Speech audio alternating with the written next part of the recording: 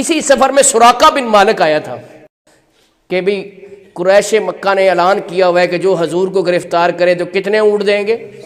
100 کون سے؟ سرخ اونٹ مہنگے ہوتے تھے، اب تو ایک اونٹ لوگ نہیں لے سکتے، 100 سرخ اونٹ جو اس وقت بڑے مہنگے تھے۔ اب تو اونٹ کا چلن کم ہو گیا، تب تو اونٹ ہی سب کچھ تھا، سفر بھی اونٹ پر ہی ہوتا تھا، صحرا کا جہاز کہتے ہیں اونٹ کو، تو تب دیکھو کتنا مہنگا ہوگا 100 اونٹ۔ تو عرب کے جتنے بدو تھے نا سارے بھاگے پھر رہے تھے حضور کو تلاش کرنے کہ کہاں ہیں کہاں ہیں۔ تو اس مرحلے میں سراقہ بن مالک وہ آ گئے، قریب پہنچ گئے، حضرت ابوبکر صدیق نے کہا یا رسول اللہ وہ آ گیا ہے بنو مدلج کا سردار، وہ ہمیں پکڑنا چاہتا ہے۔ حضور نے فرمایا ابوبکر غم نہ کرو، اللہ ہمارے ساتھ۔ جب مزید یا رسول اللہ بالکل قریب ہو گیا ہے، نیزہ بھی اس کے پاس ہے، تلوار بھی پاس ہے، رسا بھی لایا ہوا ہے کہ باندھ لے گا۔ تو جب ایسے ہوا نا تو ایک روایت میں حضور نے دعا فرمائی، ایک روایت میں حضور نے زمین کو حکم دیا زمین اسے پکڑ لے۔ زمین نے جب پکڑا نا تو گھوڑے کے پاؤں گھٹنوں تک زمین میں دس گئے۔ تو اس نے کہا جی مجھے معافی دے دیں، میں آپ کو گرفتار کرنے آیا تھا لیکن میرے یہ نکلا ہے تو میں واپس جاتا ہوں۔ وہ نکلا ہے، حضور نے حکم فرمایا نکلا ہے، گھٹنے نکلا ہے تو واپس گیا۔ تو رستے میں سوچتا ہے کہ کہیں وہ زمین ہی دلدلی نہ ہو، زمین نرم ہوگی تو اس وجہ سے میرے گھوڑے کے پاؤں دس گئے، میں ایک دفعہ پھر ٹرائی کروں گا۔ ایسے ہی میں نے سمجھا شاید انہوں نے پکڑا دیا، لیکن وہ زمین ہی نرم ہوگی جہاں میرے گھوڑے کے پاؤں دس گئے، میں نے سمجھا ان کی وجہ سے ہوا، چلو ایک دفعہ پھر ٹرائی کریں۔ 100 سرخ اونٹ ہے نا، مال کا لالچ بڑا ایک عجیب فتنہ پرور چیز ہوتی ہے۔ تو دوبارہ مڑ کے آئے تو پھر حضور نے حکم دیا تو وہ پھر دس گئے۔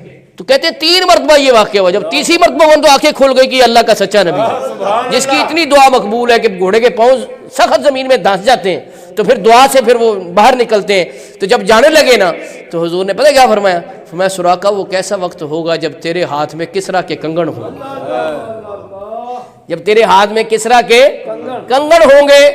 تو سراقہ مسلمان ہو چکا تھا، صحابی بن چکا تھا، تو اس نے بے یقینی والی کیفیت نہیں رکھی، یہ نہیں کہا کہ آپ تو خود اپنا وطن چھوڑ کے جا رہے ہیں مکہ، تو مجھے آپ بشارت دے رہے ہیں کسرا جو وقت کی سپر پاور کا بادشاہ ہے، اس وقت کی سپر پاور تھی نا کسرا ایران، تو اس کے بادشاہ کو کون اس کے اوپر حملہ کرے گا، اس کو اس کا مال قبضہ کرے گا، اس کے کنگن جو وہ ہاتھ میں پہنتا ہے، کنگن سونے کے ہوتے ہیں، وہ یہاں پہنتا تھا بڑے بڑے، وہ بادشاہوں کا لباس تھا نا، تو کنگن جو ہے وہ کہا کسرا کے کنگن، یہ حضور نے فرمایا تو ہو کر ہی رہے گا۔ تو حضرت عمر کا دور آیا نا جب، تو ایران فتح ہوا، مدائن، تو سارا بادشاہ کا سامان آیا، اور حضرت عمر فاروق کیا تو رو پڑے کہ سپاہیوں نے ایک ایک سوئی تک بھی وہاں رکھ دی، کسی نے اپنے پاس نہیں رکھی۔ سبحان اللہ، مسلمان کتنے امین ہیں، امانت دار ہیں کہ کسی نے لالچ نہیں کیا۔ ایک اس کا تخت ہوتا تھا جو زر نگار تخت تھا، وہ تخت کے اوپر ہیرے جواہرات لگے ہوئے تھے اور باغ کا نقشہ ہوتا تھا، باغ کے اوپر وہ جو درخت بنائے ہوئے تھے وہ ہیرے جواہرات کے درخت تھے، تو وہ بہت مشہور اس کا تخت تھا کسرا ایران کا، وہ تخت بھی وہاں حاضر کیا گیا جی، وہ تخت بھی ٹوٹ کے پھر جواہرات کی صورت میں مال غنیمت کے طور پہ ڈسٹریبیوٹ ہوا، تقسیم ہوا۔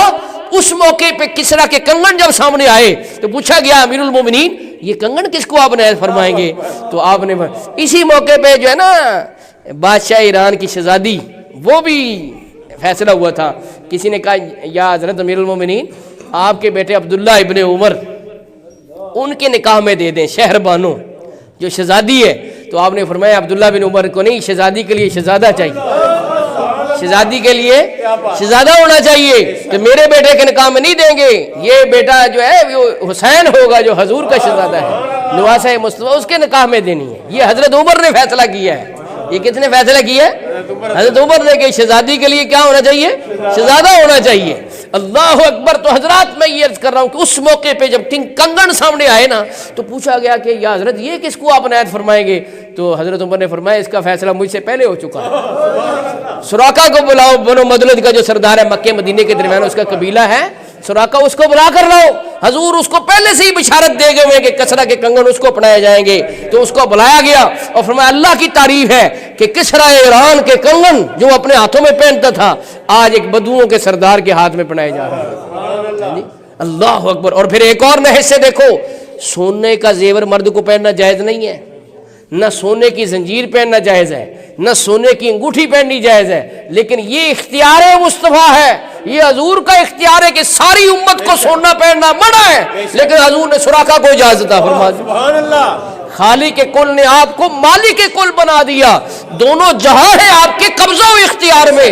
یہ حضور کا اختیار ہے کہ ساری امت سونا نہیں پہن سکتی سوائے عورتوں کے، عورتیں اپنا زیور پہن سکتی ہیں سونے کا، مرد کو سونے کا زیور پہننا جائز نہیں ہے، نہ وہ انگوٹھی پہن سکتا ہے سونے کی، ہاں چاندی کی پہن سکتا ہے، اور وہ بھی 4.5 ماشے سے کم وزن کی۔ یہ شریعت کا مسئلہ ہے، جتنی مرضی کتابیں اٹھا کے دیکھ لو اس میں سب میں یہ لکھا ہوا ہے، لیکن یہ حضور کا اختیار ہے۔ اللہ نے آپ کو شان دی ہے کہ جس کو چاہے جس حکم سے چاہے مستثنا کر دیں۔ سبحان اللہ۔ جی ریشم پہنی مرد کو جائز نہیں ہے، لیکن حضرت زبیر کو خارش کی تکلیف تھی بڑی، وہ خدر نہیں پہن سکتے تھے۔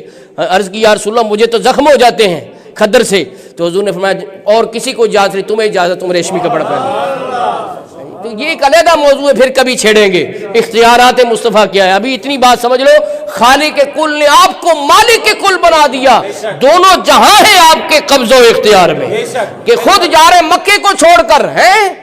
تو سراقہ نے یہ نہیں کہا جی اپنا وطن تو آپ نے چھوڑ دیا، کافر آپ کو ڈھونڈتے پھرتے تو مجھے آپ بشارت دے رہے ہیں۔ وہ اللہ کا نظام ہے کہ دنیا کو دکھایا کہ محمد مصطفیٰ نے اپنا وطن چھوڑ دیا دین کی خاطر۔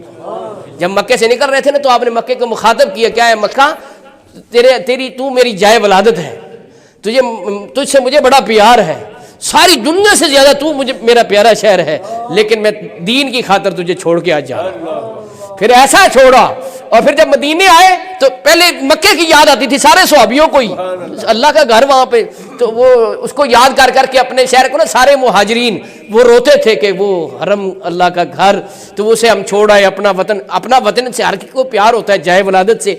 تو حضور نے پھر دعا فرمائی اللہم حبب الینا المدینہ کحبنا مکہ او اشد، کہ یا اللہ ہمیں مدینہ پیارا کر دے جیسے مکہ پیارا تھا، بلکہ مکے سے زیادہ پیارا کر دے، مکے سے۔ تو جب مکہ فتح ہوا نا تو حضور نا مال غنیمت تقسیم کریں سب کو، جنگ حنین کا مال بھی تقسیم ہوا۔ تو انصار مدینہ کو پتہ کیا فکر تھی مدینے کے انصاریوں کو، کہ حضور کا شہر فتح ہو گیا، اب حضور مدینے واپس نہیں جائیں گے، ساروں کو یہ فکر، آپس میں یہی بحث کریں کہ یار حضور کا شہر فتح ہو گیا ہے، تو اب آپ مدینے ہمارے پاس، ہم کیا کریں گے؟ پھر مدینے میں جائیں گے تو حضور کے بغیر تو ہمیں چین ہی نہیں آئے گا، تو حضور کا شہر فتح ہو گیا تو اب ہم ان کو روک بھی نہیں سکتے، بھئی آپ اپنے شہر، اللہ کا گھر وہاں پر ہے تو ہم ان کو کہہ بھی نہیں سکتے۔ تو یہی ان کو فکر، یہی سوچ، ہر وقت ٹینشن۔ جب حضور آپ سمجھ گئے، آپ نے سب کو بلایا اور فرمایا کیا تم اس بات سے خوش نہیں؟ بنو ربیہ بکریاں لے جائیں، بنو مضر بکریاں، فلانے فلانے فلانے فلانے بکریاں لے جائیں، مال غنیمت لے جائیں، اے انصار مدینہ ساری دنیا کا سامان لے جائے، اور تم مدینے میں محمد کو اپنے ساتھ لے جاؤ۔ تو وہ کھڑے ہو کر وجد کرنے لگ گئے کہ ہمیں منظور ہے، ہمیں یہ منظور ہے سودا کہ ساری دنیا مال و دولت لے جائے اور ہم حضور کو لے جائیں۔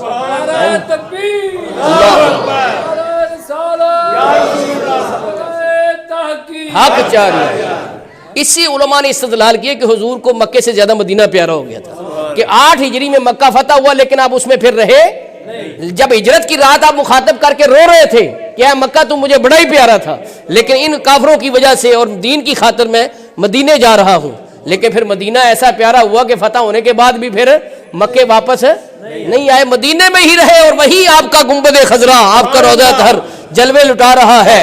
تو میرے دوستوں اور بزرگوں، میں کیا کیا باتیں آپ کو بتاؤں، یہ تو ذکر اتنا پیارا ہے، اتنی آج محبت والی محفل سج گئی ہے۔ اللہ پاک ایسی محفلیں ہمیں روز نصیب فرمائے۔ تو حضرات میں یہ عرض کر رہا ہوں کہ حضرت ابو بکر صدیق اکبر رضی اللہ تعالیٰ عنہ حضور اکرم صلی اللہ علیہ وسلم پہ جان کی ضرورت پڑی تو جان وار دی۔ یہی ہجرت کے سفر میں کبھی آگے چلیں، کبھی پیچھے چلیں، کبھی دائیں چلیں، کبھی بائیں چلیں۔ اے ابو بکر یہ کیا کر رہے ہو؟ کہتے ہیں یا رسول اللہ جب مجھے خیال آتا ہے دشمن سامنے سے آپ پہ حملہ آور ہوگا تو میں آگے چلتا ہوں تاکہ میں آپ پر قربان ہو جاؤں، جب خیال آتا ہے پیچھے سے تو میں پیچھے ہو جاتا ہوں، جب خیال آتا ہے دائیں سے آئے گا تو دائیں ہو جاتا ہوں، جب خیال آتا ہے بائیں سے آئے گا تو بائیں ہو جاتا ہوں۔ یہ ابو بکر صدیق اکبر رضی اللہ عنہ ہمیں کیا سبق دیا؟ کہتے ہیں سانو یار غار نے یہ دسے آئے دوستو، سانو یار غار نے اے دسے آئے دوستو، سب کچھ سونے تو نثار ہونا چاہیدا، سب کچھ سونے تو نثار ہونا حضرت ابوبکر صدیق حضور کے بچپن کے ساتھی ہیں، لڑکپن کے، جوانی کے، سفر کے، حضر کے، جنگ کے، امن کے، مکے کے، مدینے کے، غار کے اور مزار کے، اور جنت کے بھی اور حشر کے بھی۔ ہاں جی، اللہ اکبر۔